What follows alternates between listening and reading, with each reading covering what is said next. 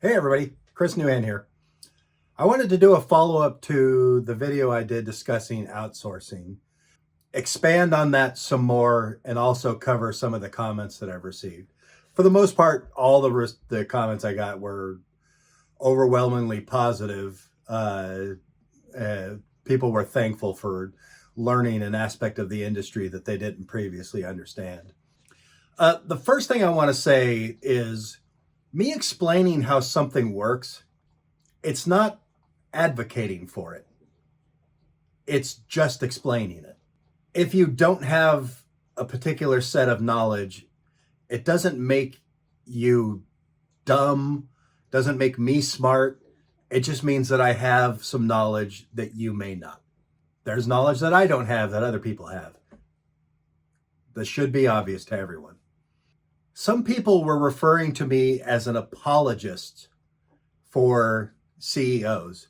Nearly every time I see the word apologist thrown around, it is someone using an imagined position on an issue because something someone said is perceived as being on a particular side of an issue, rather than just taking it as the statement that it is. Me saying that a show's budget is determined by what the show will sell for to streamers and to or the money that will come in from advertising dollars is just me saying that. It's not me telling you this is the greatest system ever, this is why it's so awesome. It's just me saying that. And anything else is what you are reading into it, not what I'm saying. Another thing that has come up a couple of times is globalism. I don't use the word globalism. I don't use the word capitalism. I don't use the word socialism. I tend not to use words like that because they come with a lot of baggage in the listener's mind.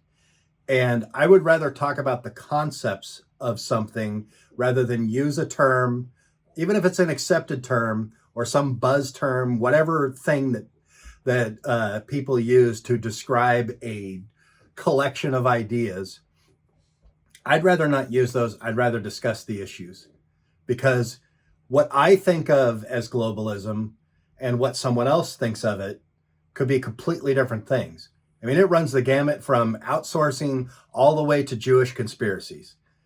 And if I say that and someone is going to this extreme or this extreme, I've already lost the conversation. I'd rather talk about the particulars of the topic that I'm trying to cover. If we take globalism as the idea that there is a global market of studios who will do work for a studio in another country or a streamer or someone like that at a lower cost price, if we take that as what globalism means, then globalism is not the cause of outsourcing. It is a solution to what led the studio in a particular country to decide they needed to outsource in order to deliver the product that they want at the price that the streamer or advertising dollars will cover. I went well into the previous video, which you can watch on my channel. Like when I went into DreamWorks Animation Television in 2013, at the beginning of that unit, we had different tiers of shows that we were doing. Even our highest tier at that time, we had to send, of 3 board teams, 1 board team to Bardell in Canada, in Vancouver. That was the only way we could make the budget work. One of the shows, VeggieTales, had to have the entire board team and directors in Vancouver because the budget was much lower. Eventually, Vancouver is going to end up in the same situation that the United States is, in that it's going to be too expensive. Even right now, there are shows that I've worked on that outsource a portion of the show to Vancouver, and then the studio in Vancouver is outsourcing a portion of what their portion to a studio in another country because they can't make the price work. Eventually, India is going to become too expensive. And probably in many cases, it already is. The studios are going to start opening in Malaysia, Indonesia. They already are. Typically, those countries have been known for 2D, but more and more they're doing 3D. Those countries will start outsourcing their own work to the cheaper countries. That's just the way it goes. This relates to a lot of other things. Why it's getting more expensive, all that stuff is honestly a subject I'm happy to go into, but it's not a subject for a channel that's about animation and art. The biggest pushback I got on my previous video was regarding the pay that a CEO gets. I'm not going to assume what people's intentions are, except for one person who threatened me about being on the side of CEOs in the coming class war. That person's intentions are fairly clear. Built into the assumptions in a lot of the comments is that if it wasn't for a CEO getting paid what they get paid, we would get to make a show with all American talent. To have that position, you must think that the CEO's pay is somehow owed to the production. But as I discussed, the production is a product. Just like if Ford is going to make a car, they want that car, the cost of that car, to bring in enough to cover how much it costs to produce the individual unit and also eventually the development costs. And a show is the same way. And that show or movie or whatever as a unit needs to cover its own costs. And the CEO's pay is not coming from that same bucket. That's an important thing to understand. The other thing in that is to assume that somehow the money belongs to that production, that it's as the artist, that it belongs to us, the people who are making the shows. When you're working on a show or an individual project, you tend to be very focused. You're in the trenches, so to speak, thinking about the things that are affecting you. The farther you go up the chain, the further forward the people are looking. If you're a board artist, you're focusing on your episode. The director might be focusing on your episode. He's reading the script for the next episode. He's editing the previous episode. And then the producer is thinking many episodes forward. And at the beginning of the DreamWorks Animation Television in 2013, we had a slate of shows at the beginning, not the full 900. We had like a slate of 5 shows that we were trying to get done.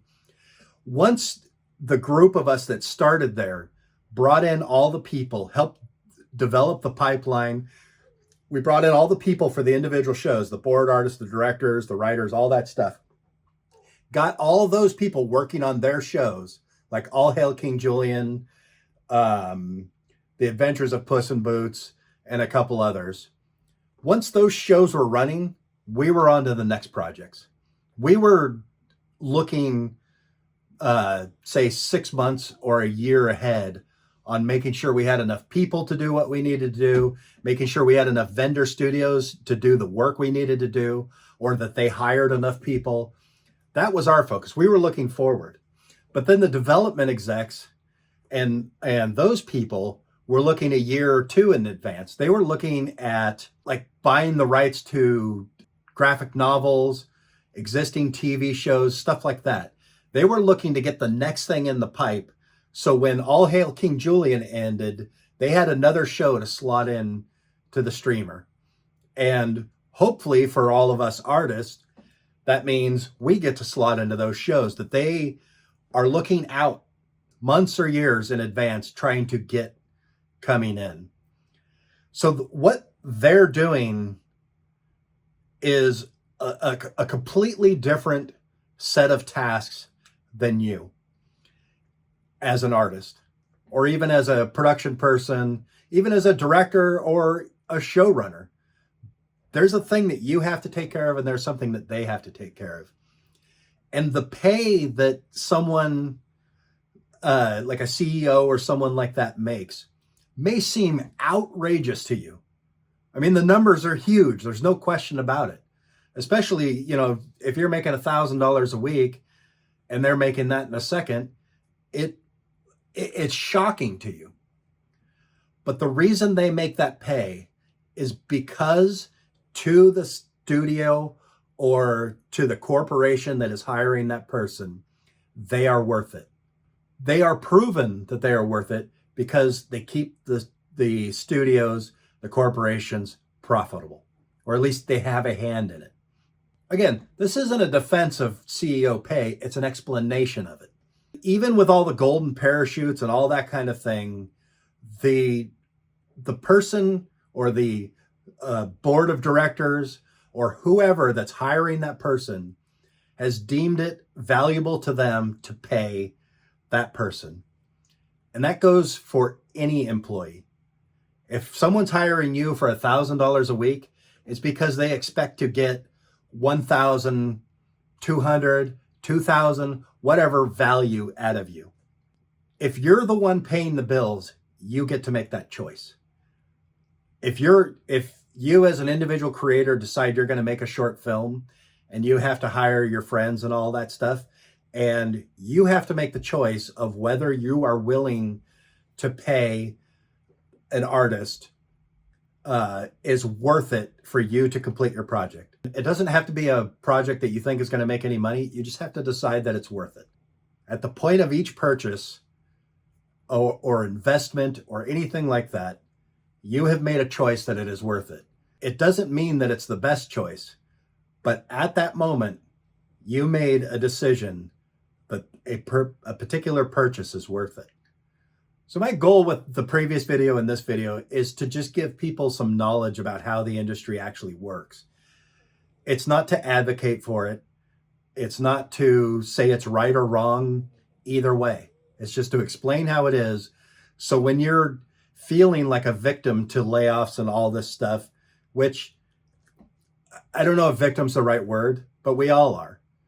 We are all subject to the rise and fall of markets. That applies to anything. Happens with cars, it happens with houses, it happens with TV shows, anything. There's not much you can do about it, but understanding it will feel less like getting punched in a crowd by some random fist when things happen to you. Prior to me having a long run of solid work at Nickelodeon and DreamWorks, everyone that I knew that worked in TV worked very sporadically. And we've had a very fortunate run. Many people I know, not just me. I had a very fortunate run from the mid-2000s up until fairly recently. But before that, everyone had hiatus. They were hoping to put together 12 months of work a year.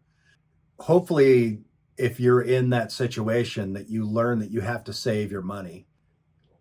Anyway, I wish that I had some message that told you that the industry is going to turn around and the amount of jobs that we've had for the last few years is going to come back. But I just don't know. It may not. Most likely, if it does come back, it will be different than it was before. If you want to stay in this industry, you're going to have to learn to adapt to whatever the industry is doing. As much as there's always things that you want to rail against, frustrations that we all have, it's better to look at the world as it is. One thing I think any artist who's out of work right now should consider, YouTube and things like that are taking over. YouTube absolutely dominates Netflix and anybody else in terms of watch time and views.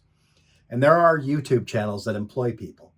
They might not be posting on job boards and stuff like that. You may be able to find work in those types of things. I don't know. But anyway, good luck.